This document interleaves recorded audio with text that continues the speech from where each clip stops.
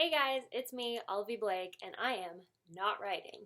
In fact, this is a special edition because for some reason it's very dark in my living room, so this is Olivie Blake is not writing in the bedroom. So yeah, welcome to my boudoir. Nothing inappropriate is going to happen, I don't think. I don't know, I haven't had any wine yet. I am wearing the sweater that Mr. Blake very flatteringly says, "That's too big for you," every time I wear it. So that's where we're at right now. Let's see. Oh, this is good. Very fruity. I had a Chardonnay the other day, and basically just like general wine stuff here. Anytime you have a Chardonnay, it's probably pretty safe to be like, this is very buttery. And people are like, oh my God, you're right, it is. So yeah, I don't know. The last glass of wine I had was a Chardonnay and I was not impressed. I don't like Chardonnay. I don't know if you can tell that from my stories. I say it kind of a lot. I'm just gonna get started because there's like a lot of stuff to get through today. So I'm a high school senior and oh, you're very young. Don't tell me your actual age, but I get it. We're moving on. I'm a high school senior and I am so completely lost about what direction I want my life to go in. I think I remember you saying you went to law school and decided it wasn't for you. Correct. Do you have any advice on how to find what it is you're meant to do? I think and I believe you feel like you are 100% meant to be a writer, but how did you know? I know it's a pretty broad and layered question. I was just wondering if you had any advice. Okay, so let me start with when you're doing the wrong thing. No, wait, nope, I'm gonna back up. I'm gonna start even earlier than that. You're a high school senior, Anon. You are not expected to know what you want to do. I know that you have to pick a major, and I know that you're going to have to pretend you know what you want to do, and in all your college essays, they're going to expect you to say you have an absolutely clear picture of your future, but in real life, you have no idea what's coming for you. And I don't mean to say that in like a terrifying way, but the world is different now, and you're not really expected to have one career. You're not really expected to just get a job, work 9 to 5, and do the exact same thing until you retire at 65, for multiple reasons. One of those reasons being you probably can't retire at 65. Let's just be honest. There won't be any money left for any of us to retire when we're 65. Also, you're going to end up living till you're like, I mean, ideally speaking, you could be well into your hundreds. Can you imagine? That would mean that you would be retired the exact same amount of time that you would be working. That just, the way that people used to live their lives no longer applies. You're going to be asked to pick a major, yes. And if you pick undecided, for example, you're going to get thrown in with a huge pool of people. I know it makes you less likely to get into college, into your dream school anyway, because it looks like you have no direction, right? But you shouldn't have a direction. I had a direction. When I was 18 years old, I knew exactly what I was going to study. So I was going to school for urban planning. I only applied to urban planning schools or architecture programs. I rushed through undergrad. I had a ton of credits, so I graduated college like really early, like 2 years too early. And then I got my master's very, very quickly. And I was like, this is what I'm going to do. I'm set on it. And then by the end of my master's program, I was like, there's no way I can live my life like this. You pick the thing you want to study before you've ever tried it, right? So by the time I'd actually done the work, I worked in the LA urban planning office for a while. And it was mind-numbingly boring. It was a lot of like approving things and meetings that didn't go anywhere. There was a lot of going to like public forums and stuff, which if you've never been to a public forum, I sat in a forum that was like 6 hours long about putting in a speed bump on a road. And first of all, there's a difference between a speed bump and a speed hump. And this was something we talked about for like an hour. Like, should we put a speed bump or a speed hump? The difference is one is bigger than the other. And I was like, I can't do this. So then I thought, okay, let's go one level up. If urban planners are basically only supposed to do what politics say that they can do, right? Maybe I have to influence things a different way. So I was like, okay, I'm gonna go to law school. And then I got there, and let me tell you, there is There are a lot of things I could have done with a law degree if I had finished law school. There are lots of things I could have done that did not involve appearing in a courtroom. My opportunities would have been quite broad if I had a grad school, if I had a graduate degree, which I did, and a law degree. I would have been able to do a lot of different things and probably done a lot of good. But your body will tell you when you are in the midst of misery. I'm bipolar, so for me this was very obvious. People often tell me that they forget I'm bipolar because I'm pretty functional, but that's because I found something that works. I am able to write so much because that is the only thing that keeps me stable, that the creative work keeps me balanced, centered in a way. And I know that sounds like new agey and stupid, but when I was in law school, I swear to you, I could not get off the floor. There were so many times when, people would try to have dinner with me or try to study with me, and Mr. Blake would come in and see me just lying there, and he would have to, he'd have to call them for me and be like, I'm really sorry, I can't tell you why, but she can't do it today. She just can't. And so, I mean, that's a very personal thing, but it's just like, I was not going to make it one more minute. I wasn't. The day I knew it was over, the irony of me saying this, I'm going to take a drink.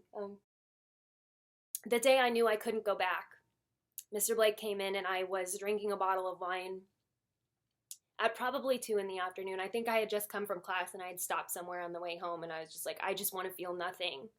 I just want to feel nothing. And this was when I was on pills and stuff, and they weren't doing anything. Depression is hard to treat. It's really hard to treat. And it's hard to predict. I went through a period, I took this one medication where I slept for 72 hours. I didn't wake up for days. Mr. Blake thought I was dead. And then when I did wake up, I didn't sleep at all for another 3 days. This is what I was like in law school. I was barely a human. I mean, it's not even that I didn't like it or that I didn't want to keep going. It's my body was not going to let me. My mind was not going to let me. It was a really tough decision. It was a really tough decision to walk away from something that I had been so fully into. I had never quit anything in my life, and I felt like such a quitter. I felt like I was giving up. Now looking back on it, I can say I absolutely did the right thing. I was going to lose my mind one more day. I couldn't even get through the schooling. How was I going to get through the career? That didn't mean I was weak. I thought it meant I was weak. It didn't. I just want you to know that. Because asking for help is hard too. Asking for help is very, very difficult. People think that making a phone call to a therapist or a doctor or whatever, they think that should be so easy, and it, I've heard so many people be like, I don't know why I can't just pick up the phone and call. It's not easy. Asking for help is one of the hardest things you can do because it means you have to open yourself up to fixing things. And I've gone on a separate thing. Okay, but going back to how do you know when something is the right thing? So that's how you know when something is the wrong thing, okay? Your entire body will tell you. You are so young. You are not expected to know what your life's great passion is. You might not know it for years. I think I know it pretty early. I'm in my 20s and I know what I want to do with my life. I know for a fact this is what I'm here to do. But some people don't know that until they're much older. You're not expected to know who you want to love at this age. You're not expected to know what you want to do with the rest of your life at this age. You are going to change so many times. And that is what makes life so fascinating, because you are not going to be the same person forever. You're not going to have these interests that you have. You're not always going to have these particular views on the world. Things are going to change you. Your life is going to change who you are. Your experiences are going to shape you. And when you find the thing that you are meant to do, it may not be for a while. This is the laptop slipping forward. It may not be for years. It may not be for decades. So it's still falling. I'm so sorry. Okay. You may not know what you're meant to do for a very long time. You may not know it I don't know when you're going to know it. I can't tell you when you're going to feel it in your bones. It's the same way that people say you know when you're in love. It's love, that sensation is true of everything. You don't just stumble upon something that you're good at and brings you meaning. I mean, maybe you do. Some people do. People who are prodigies are, I envy them. I do because it's taken me a long time to get here. And even now I find myself questioning, like, do I really want to invest myself in something that's so much rejection? So much rejection. Sometimes I want to tell myself, like, isn't there anything else you could do? Couldn't you just be happy as like an accountant? And the answer is no. And the other answer is, you know what makes you happy when you find it. And until you find it, you just try things. You turn left when it doesn't work. You try something new that you've never considered before. Talk about your interests. This is the best advice I've ever gotten. It does not matter, okay, if you think your interests are dumb, or if they're niche, or if no one agrees with you. If you talk about what matters to you, you will draw the people who can help you into your life.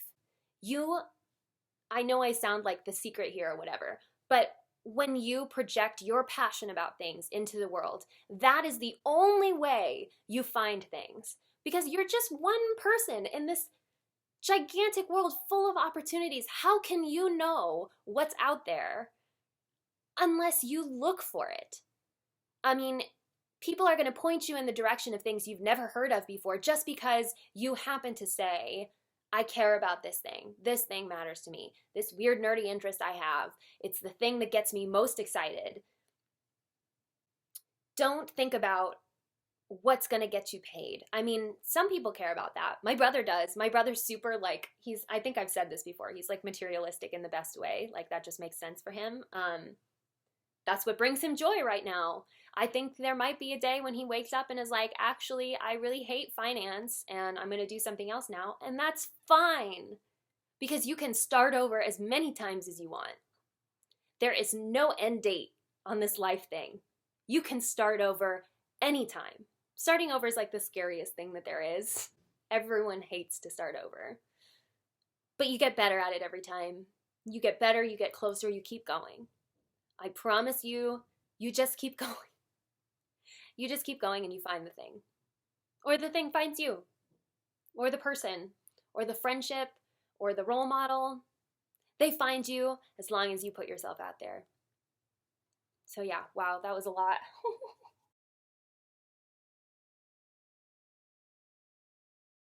So I'm just going to read a little bit of the 12 Huntsmen, which is the longest story in the collection. It's almost novella length, or I think it might be novella length.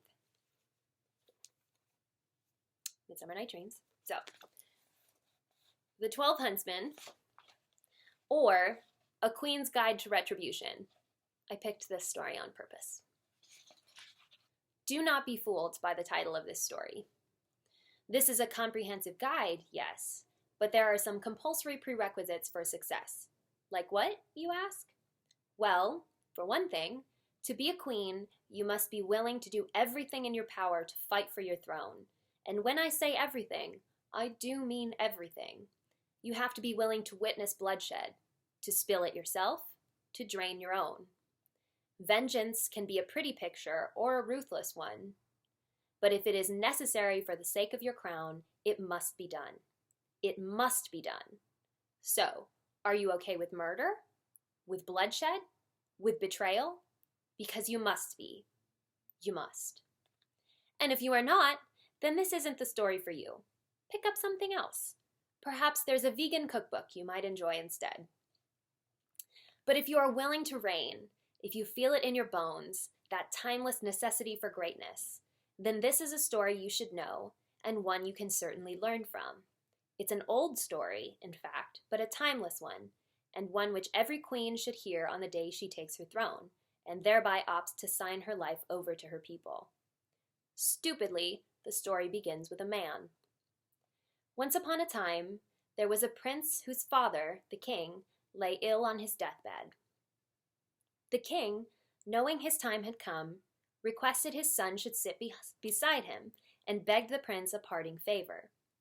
The king, who had won his throne from his predecessor by force, was a man wary of allegiances, and as his final wish, he bade his son to marry a princess from a neighboring kingdom to secure his kingdom's troubled borders. The young prince, while holding his dying father's hand, felt himself powerless to refuse. He obediently agreed, submitting to his father's wishes, and the king passed on in triumph, knowing his lifelong struggles were finally at an end. For the prince, however, his troubles were only just beginning. So, the beginning of that story, that's just the prologue. After that, it's, third person, following a variety of the different characters. But basically, so this story is based on the Grimm's brothers' tale, The 12 Huntsmen, which is the most ridiculous story. Basically, a slighted princess finds 11 women who look just like her, have the exact same stature, and they ride out disguised as huntsmen in order to... It's unclear. The story makes it sound like she does this in order to win back the prince who breaks off their engagement. But I was like, that's stupid. So I took the story of the 12 Huntsmen, which are really women in disguise, and changed it pretty drastically to make that story make a lot more sense. So it's a girl power story, I would say, but there's also a romance and there's a mystery. I mean, if you're familiar with my work, then of course the plot gets twisty real fast. But yeah, all the stories in this book are too long for me. So basically someone asked me to read a story, but they're all much too long. I actually tried to record the first one at some point, and it was a 40-minute recording. So I can't, but I can read excerpts. If anyone who has the book would like a specific excerpt read aloud, I would be happy to do it. So the Olivie Blake Personality Quiz. I mean, who doesn't love personality quizzes? There is no science in this. Let me be clear. I actually thought about putting together some sort of algorithm, because I do think there is some sort of algorithm that would determine this. But so, let me see. About 20 of you sent me your favorite fics and then asked me what that means about your personality, and we're just going to go through and answer all of them. I think they're all different too, which is fun. Bearing in mind, this is, again, not science. This is an art with a capital A and a trademark at the end. So I specifically asked for people to choose 2 or 3 because not everybody's read everything, and so which ones you reject are just as important as the ones you include, statistically speaking. Who am I kidding? There's very a lot of science. So I actually started with Aurora's results, which I actually do know her personality quite well, so I wasn't sure if this was going to check out. But once she told me what they were, I was like, oh, yep, this makes sense. So her 3 were Modern Romance, Nightmares and Nocturnes, Ride or Die. These are the ones I like to call the capital R romances. These are the most romantic of the stories. They have bleak premises or complex premises, but are much more optimistic actually than the others. So what this says about her is that she is, well, optimistic and romantic. She believes in love. She believes that good things come to people who stand by their beliefs. Just use beliefs twice. I mean, I'm not as good at words out loud, so we'll see how this goes. I'm glad I didn't have to write all these down, though. This would have taken me forever. So you pick the 3 capital R romances. That means you're a little softy on the inside. You see good things in the world, even in darkness. Okay. Oh, this one says, Olivie Blake Personality Test, in all caps. Their favorite fics are Clean and Marked, Nightmares and Nocturnes, and Paradox. Interesting choices. All right, Clean and Marked are like, I think the people who like Clean and Marked the best are the ones who are most devoted to canon. Nightmares and Nocturnes and Paradox. Okay, these are all pretty dark settings. So basically with these three, you take basically dystopian settings with almost a desperate romance of like clinging to each other. So, I mean, I can say less what this means about you and more about what you like to see in a romance. Um, you really like the kind of romance where it's like, I would die for you. I would put myself on the line for you. And that sort of dramatic desperation kind of gives me the sense that maybe you have like a yearning inside of you. Like you want someone, you want the kind of love that changes your life. That's what those three fics say to me about you, which maybe says that I mean that sort of like longing I think I think that can be indicative of not finding the right person yet. I think maybe you haven't been in love yet. But I think when you are, girl, it's going to hit you so hard. And I think it's going to feel exactly the way you want to feel. So that's not, I mean, what am I, an oracle? I don't know. Okay, top three in no particular order. Modern Romance, Nightmares and Nocturnes, and Nobility. So this changes the first results because Nobility is very much not a romance. Like, there's romance in it, but it's a lot more about the plot. It's a lot more of a power struggle. There's an underlying layer of anger to Nobility that some people really hate. But I think when you focus on that sort of festering agitation that's underneath, and that's what makes the characters behave the way they do, that's also true of Modern Romance and also true of Nightmares and Nocturnes. So I would say, and the friendships are very, very important in all three of those. I would say you're the kind of person where your life is not defined by your romance. I think that you define yourself in a lot of different ways by your goals and what drives you. And I think maybe you have a different, so I said before that person had a sense of longing. You have a sense of the unfulfilled. I think you have more of a destiny. I think you're destined for something big. I think if those are the three that mean the most to you, then I think you're headed for something significant.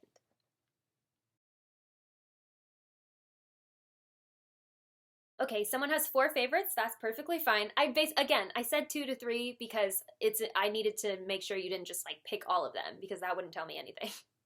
So these 3 are Nobility, Modern Romance, Death Wish, and Things About You.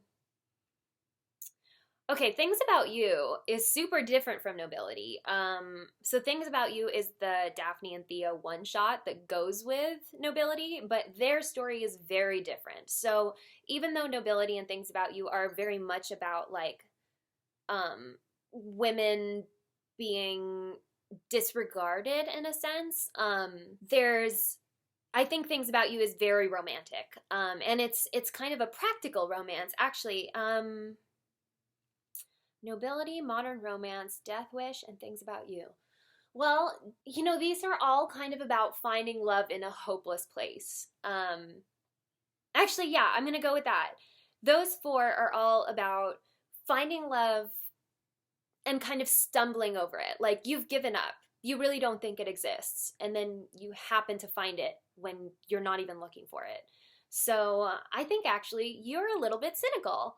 But not really. I think you're just sort of at the end of your rope. You're like, meh, men are trash, and you're not wrong. I mean, maybe I'm being presumptuous there. Maybe you're like, people are trash, and you're not wrong. But you haven't quite given up. There's a little bit of a spark at the end there. You believe love exists, and I think you do expect to stumble on it, and I agree with you. I think the only way you're going to find it is if you stumble on it. But I think you will. Modern Romance, How to Win, and Commoner's Guide. Okay. Wow. Well, How to Win and Commoner's Guide are very similar. They're both ensemble comedies. They're kind of dark comedies, which Modern Romance has its moments also. I'm going to say, you know what all 3 of those stories do is they delve into what real people are like, I think. They are less my effort to be accurate to canon and more what is it like to be inside this person's head. Actually, yes, all three of these, oh my god, this is totally science. All three of these are perfect examples of getting inside somebody's head when they are initially unlikable or when initially they don't make any sense. So you are a person who is intensely thoughtful, maybe even introverted. Maybe you're not as likely to maybe you're not as likely to talk in a conversation, but you listen very closely. You listen to what people care about. You care about what other people care about. I would guess you're a very empathetic person. I would guess maybe that you feel that other people don't understand you. But people are important to you. So, I think feelings are important to you. Emotions make a lot of sense to you.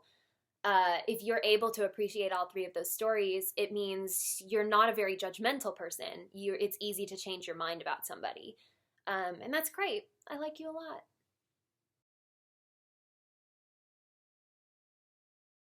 Okay, let's see.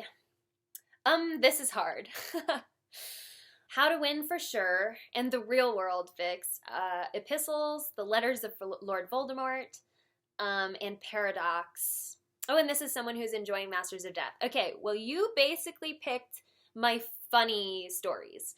I mean, you picked my, like, out there comedies. I think you might be the only one who picked some of those, but there's a real sense of the absurd to all of those. So, yeah, you're someone who likes to be surprised, I think. You're someone who likes to be caught off guard. You like to laugh. Maybe you don't take things too seriously, which is great. You are willing to read subversions. You probably really are, maybe you're really sarcastic. You might really appreciate, like, The Onion, like satire and stuff. You like to see the world in a different way. That's what I think about you. Okay, something weird happened to the camera. But thank you for reading Masters of Death. Clearly I should not do this in this room anymore. So none of you are invited back to my bedroom. I love all of them. How do I choose? The ones I go back to most often are Modern Romance and Nightmares and Nocturnes. If you're rereading those stories, then you're definitely the fanciful, whimsical, I think. Actually, I take that back. No, I take that back. I think if you're going back to them, that means you're someone who takes comfort in them. You might be going through a difficult time. Most of the characters in that story are going through in both of those stories are going through very difficult times. You may feel like a lot of the world is against you, but you don't believe that. I don't think you do, or you wouldn't go back to those two, because you don't go back to the ones where the characters are angry. You go back to the ones where the characters are sad. The ones where the characters are lonely and they're finding themselves with somebody else, or they're learning to define themselves. Modern Romance is a lot about who the characters are. Same with Nightmares and Nocturnes. It's sort of getting through, getting through mental illness, basically. Not exactly, but there's some elements of depression and PTSD in there, and the importance of the self. So I would say that if those two are the ones you always go back to, then you are someone who really wants to know yourself. You don't want someone else to define you. You want to understand who you are and how you feel. And I think you're very right about that. And I think you probably do have a good idea of who you are, and maybe you want other people to see that in you too. Youth, Lethal Combination, and Modern Romance. Okay. When you put those together, now you're looking at the bleak side of romance. So youth, Lethal Combination, these are people who fall in love when the rest of the world is a friggin' mess. These are people who are kind of fighting their feelings for each other also. They have views of what their lives should be, things that they're struggling with internally, but they find each other because they're having the same fight, basically. Yeah, youth, lethal combination, and modern romance, the people who find each other in those stories are having almost identical struggles, or that they're going through sort of similar trauma. So I would say, but they do find it. Also, all three of those stories end sort of ambiguously, especially youth and lethal combination. There's sort of a sense of, we might fail, and like, this might not work out. Or I guess with youth, you know it's not going to work out. But they fight for it anyway. So you are probably the kind of person who fights for the things you care about, even when it seems bleak. I bet you're the kind of person who defends your friends, even when there's not much to gain from it. When you're putting yourself on the line, I bet you're the kind of person who does that. I bet you feel like you have a soulmate. Just a guess, but I think that it could be a friend. You might have a platonic soulmate. I think you might have a romantic one, but I think you are the kind of person who feels like there is someone out there who is sort of the other half of your journey, I guess.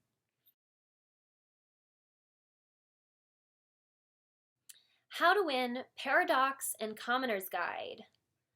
This is very hard to do because I just can't pick. Okay, well, that's very sweet. Thanks, guys. How to win Paradox and Commoner's. You know, honestly, you might just like better writing. My writing has gotten a lot better. So you might just be like, these three show finer craftsmanship. It also seems like you're cool with complex plots. It seems like you're kind of along for the ride, which is great. I mean, you picked 2 works in progress, so you sound like you're very much down for the ride. Maybe you're not too rooted in anything. Maybe you're fine with your mind being changed or being surprised by things, or you look forward to something new and exciting. Maybe you need things that are new and exciting all the time, which is super relatable. I get that. Harder than I thought it would be. Thanks. Ride or Die, Commoner's Guide, and Clean.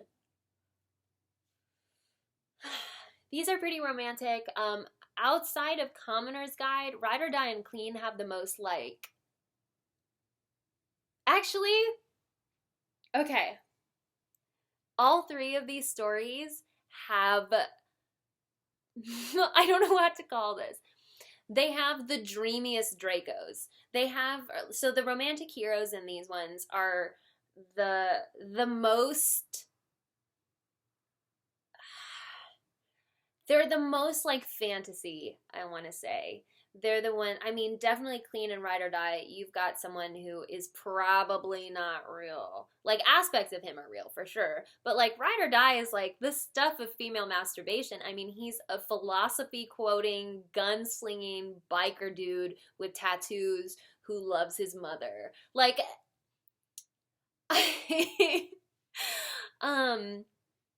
he's the knight in shining armor, kind of, in those, in sort of all 3 of those. So I think you have a very romantic concept of love, or what you like in a man. I may have set you up with unrealistic expectations, because these are the least real romantic heroes, for sure. They're also the most real female characters. I would say that they're stronger female characters in these stories. So I think that you're a very strong woman who, well, I just assumed you're a woman. I just kind of assume everyone's a woman. Feel free to tell me if I'm wrong, but I think you're the kind of girl who wants to get swept off her feet. I think you want the grand romantic gestures. I think what you want out of life is for someone to win you over. He's gonna be hard to find.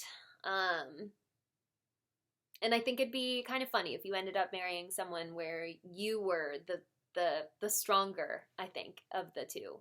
Does that make sense? I kind of already know that you're probably the stronger. That's just my assumption. But that's definitely something that I would throw out there. I think it's going to be very cute if you end up with someone who's kind of like a softer kind of dude. I think you might. All your stuff is to die for, thank you. But my favorites are This World and This World or Any Other, because of the soulmate aspect. Okay. Commoner's Guide. Oh my God, there's too many here. Commoner's Guide, How to Win, Nightmares and Nocturnes, Paradox, and all the Pansy and Percy stuff. Okay, well, the soulmate stuff sticks out.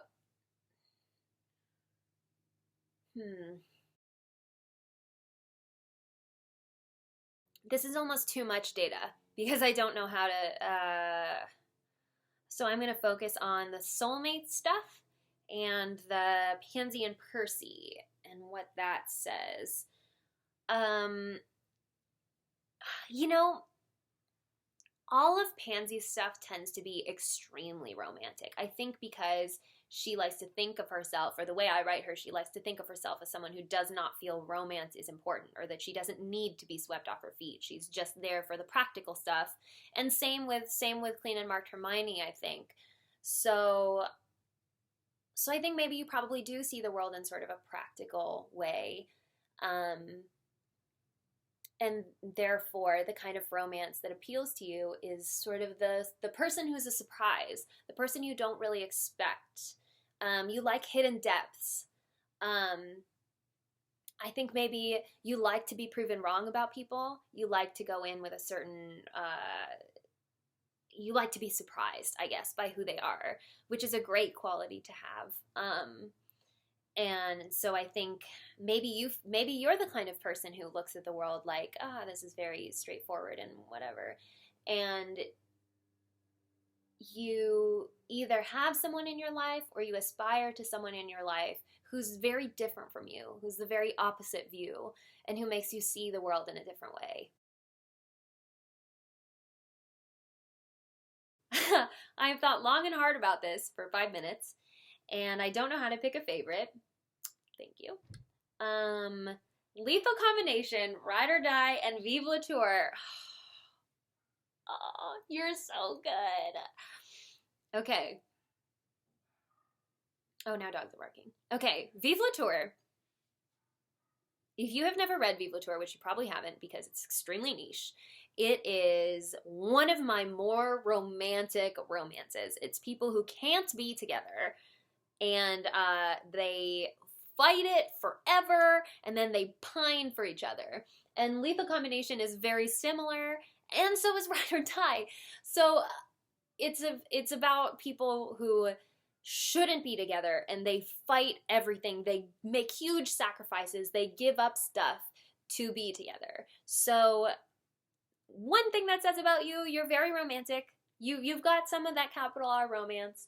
But you also think choices are important. You think that choosing to be with someone is important, and that's not fate. Choice and fate are very different things. You probably feel very in control of your life, or at least that's what you value. To you, choices are important, and I agree with you for the most part. I mean, it's nice to write about fate, but I think choices are like some of the most romantic things. Choosing you and saying, I know I can look at all this other stuff and I know how bad and terrible the world is, and I know what's going to happen if I pick you. I know I am going to lose everything if I make this choice, but I'm going to choose you anyway. That's love to you, and that is a brave love. I think you're very brave. I think that's what that says about you. How to Win, Modern Romance, and Youth. You like ensemble comedies. Well, not comedies. Okay, not comedies. But you like ensemble stories. So you like it when you get to see everybody's point of view. You might be kind of nosy. Not in a bad way. I'm super nosy. But like, you want to know everything about what everybody's thinking. You want to know everybody's opinions. You maybe already know everybody's opinions and you feel like you can guess them. But yeah, definitely all three of those are, it's a surprise when you end up filling somebody else's headspace. So first of all, I'm going to guess you're an extrovert. I think you're an extrovert. I also think that you probably have a close group of friends. I think all three of those are a lot about friendships. Maybe even a group of friends that you're not currently close to right now. Like maybe they're not around you right now. But you're used to having them. That's kind of a guess.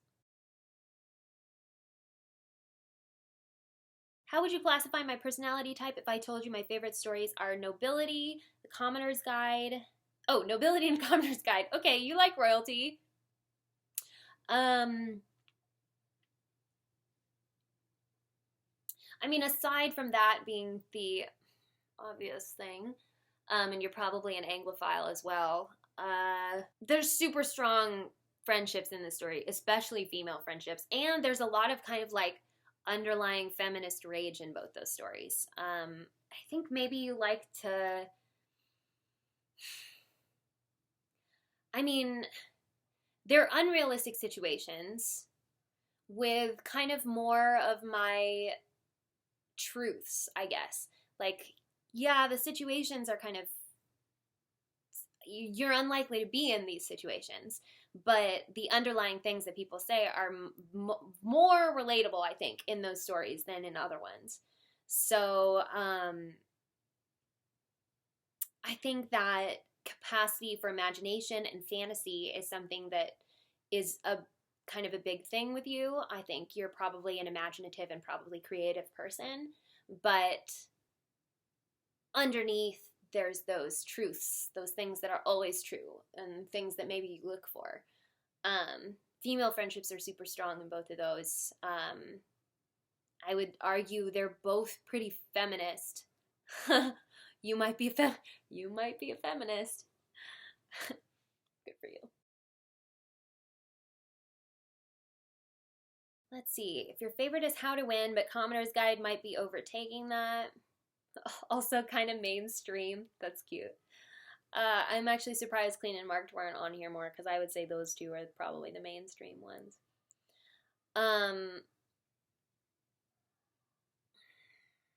Okay, well, first of all, those are both comedies. Well, they're kind of, they have, you know how I said that like the ones with the bleak settings were kind of the more optimistic ones? I would say Commoner's Guide and How to Win are actually more cynical. So they're in like funnier, lighter settings. They're definitely much more relatable characters. They're in their same kind of like early 20s, mid 20s age. So I'm going to guess that's how old you are. They're in that age where they don't really know, they haven't figured themselves out yet. I'm going to guess that if you find those stories to be your favorites, then you probably relate to that maybe quite a bit. Maybe you also feel like you haven't found your place in the world yet and you're looking for it. But also it says you have a great sense of humor, because obviously I'm hysterical.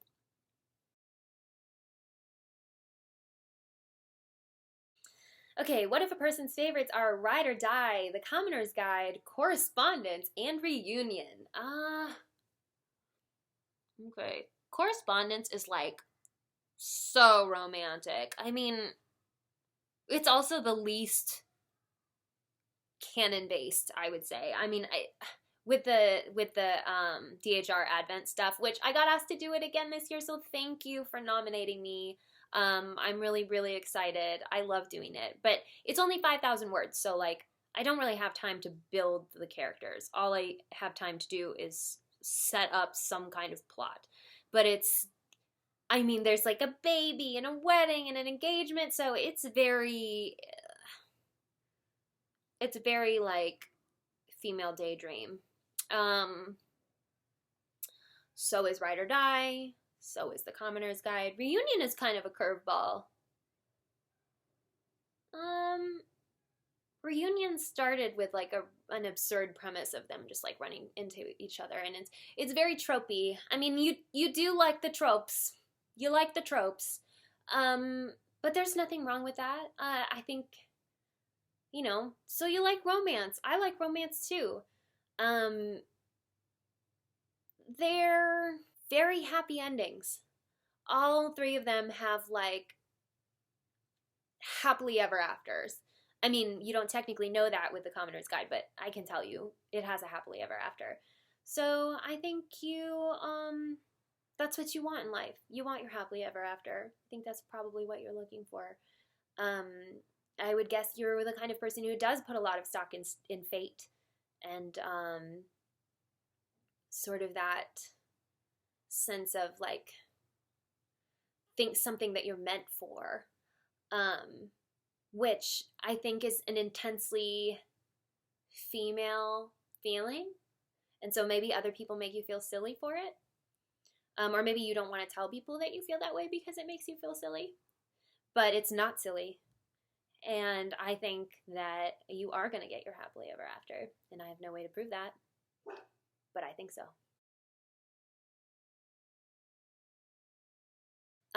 Okay, and the last one, this is so weird. Res Publica and SPEW. First of all, those are both, oh, wow, this is so hard. They're both, I guess, I can't believe I'm saying this, but they're both weirdly canon-based. They do sort of take what's in canon and turn it on its head, so, I don't know, maybe you like, maybe you enjoy subversion. Maybe that's it. Maybe you like getting secret, oh, I know what it is, you like secrets! You like getting secret glimpses into people's lives. Because SPEW is like this weird thing that is supposed to fit with canon, but that of course you don't see. And then Res Publica is all about their secrets and the things they're hiding from the rest of it. Oh my god, okay, I've got it, okay. You love secrets. I don't really know what else to say about you, but I feel like that really defines you as a person. I mean, I love secrets also. Feel free to come here and talk to me about secrets. Okay, well, this was probably super long, so I'm just gonna go. It's been super fun as always. Thank you for joining me. Next week, we're gonna talk about relationships. So if you have any questions about that, someone asked me if I had any relationship advice, and I do. So yeah, this has been me not writing. Thank you so much for watching, and let me know if you have other questions. Okay, bye.